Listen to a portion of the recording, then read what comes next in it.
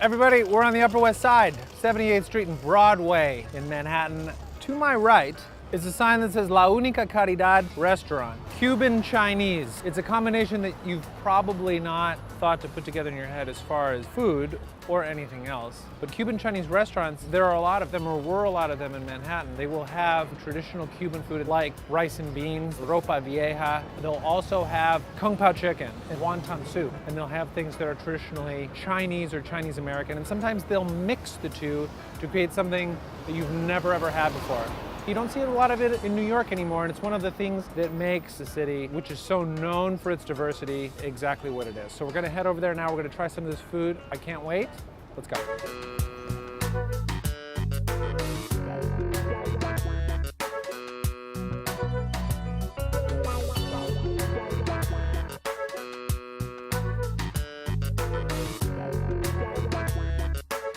¿Ni会说中国话吗？我会点讲中文话点点。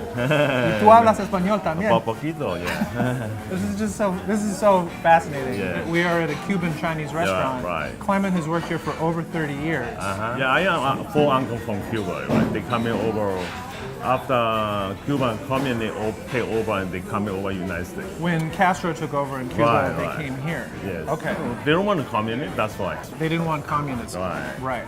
Because a lot of Chinese laborers fleeing communism in China went to Cuba to work. Castro took over in Cuba, and so they fled Cuba as well because of the restrictions and because of the communism. And some of them opened restaurants. Yeah, they opened on 140th Street. So they had one in Bronx before. Had one in the Bronx. And they closed down, and then they get old, and they don't want to do anything. They get old. Now, how did you end up in this restaurant? Did you hear about it from your uncle? Yeah, they know each other. After I go to school, I'm coming over here working. Okay, Clement, thank you You're for talking to me. anytime. I'm going to try some of the food now. What should I get? You should get roast chicken. The roast chicken? Yeah. Come with the rice Looks and good. bean. Okay. What you need, white meat or dummy? You like dummy? Chinese people like dummy. Is that? I mean, that's true. Yeah. Okay. And you want fried yuca? I'll have some fried yuca. Can I try some wonton soup? Okay, wonton is very popular. I'll try wonton soup, yeah. But then I was looking maybe at the General Tso pork chop. Okay, no problem.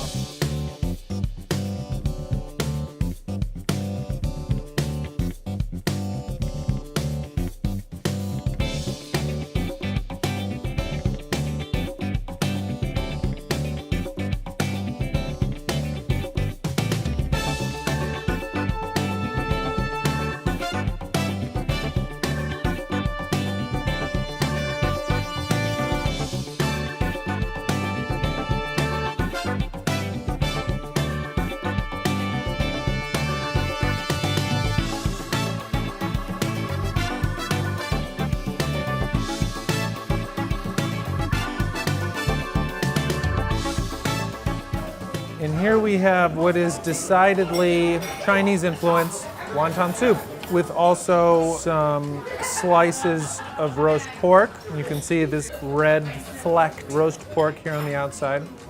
And then we've got these nice wonton dumplings, homey filling broth. I'm just gonna bite into it. This wonton filled with pork. The dough on this wonton is incredibly thick. That is a choice that you can make, and that's all I'll say. It's like a thick noodle. Fried plantains, want to eat these before these die. These are going to be not quite as sweet and a bit starchier, a bit firmer than their banana cousins. Plantains are not bananas. They are distinct. And what is so good about fried plantains is that they get those nice caramelized edges around them. You can get that bit, you can really see it. How it gets nice, deep dark brown, and they just taste like sweet, crunchy caramel. The fried plantains are great. I could eat these all the time. What I'm very excited about, yucca, a tuber. Something you're going to find in the ground. This is yucca Y-U-C-A, not Y-U-C-C-A. Different thing. This is yucca, aka cassava. This is a potato-like tuber root vegetable plant, okay? And what this comes with is a fantastic little dish of minced garlic. Love garlic. If I were getting married on my wedding day, my fiance was like, you know, I gotta tell you something. I don't like garlic. I don't eat it. Wedding's off. Runaway bride. This guy.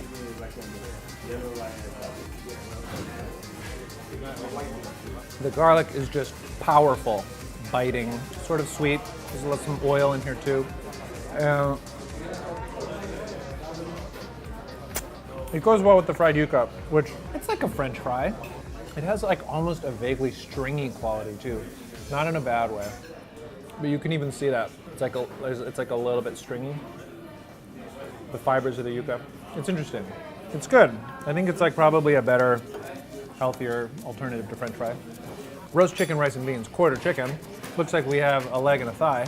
Looks very good. It's just sort of swimming in its own gravy there. That's nice. It's sort of like a light, sweet, citrusy taste. It's gonna peel this drumstick right off here. And you can just see like the coloration from, you know, the chicken that has just been sitting in this marinade. Roast chicken, a specialty in Latin America, South America. This is a little more distinctly Cuban. Very good. Chicken is nice and tender. Like Clement said, Chinese people like dark meat, so that is what I had to eat. It's sort of true.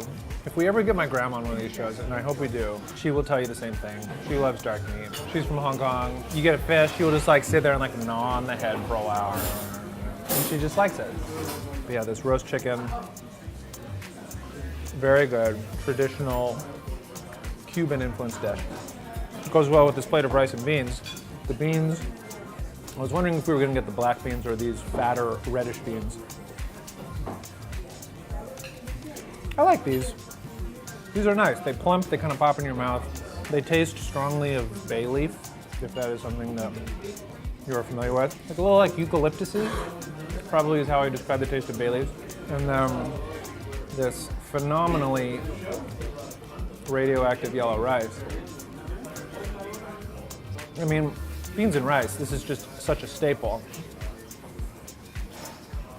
But I was very interested by this General Tso's pork chop. General Tso's chicken invented by Mr. Peng. How do you describe it? Tomato-based, chili-based, tastes vaguely Worcestershire-y, citrusy, like orange chicken, but a little bit darker. Very peppery, very garlicky. And they've done this to pork chops. So I'm just gonna eat a chunk of this with my fingers because I want to. Because I want you all to be mad. I'm using nature's fork, my fingers.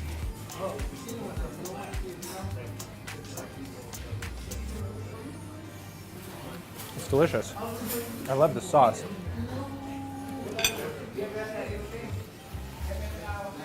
The food is good, the food is cheap, the food is plentiful, but I think more important than the food is what it represents. What it represents to the diversity of the city towards New York, which is in a lot of ways the crossroads of the world. So having places like this and being able to keep them here is very important. It's important to the city, it's important to patronize and to support places like this.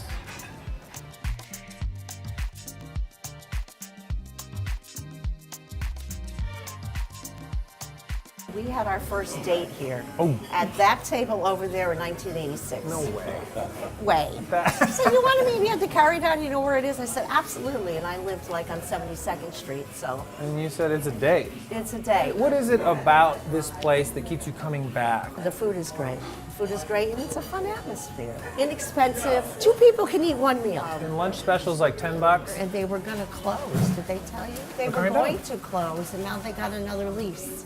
That's so great. Because we were like, oh no, you Yeah, that would be can't terrible. leave. And they actually expanded, but I think it was too big for the rent. Rents Okay. are astronomical here. Right. And for their prices. You know, a big criticism of Manhattan for Manhattanites and people who don't live here too is it's too expensive.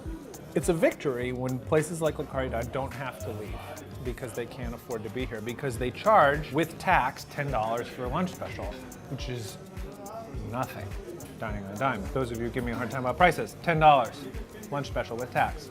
I really hope you enjoyed this episode of Dining on a Dime from La Caridad on 78th Street on the Upper West Side. If you'd like to watch more, please click here.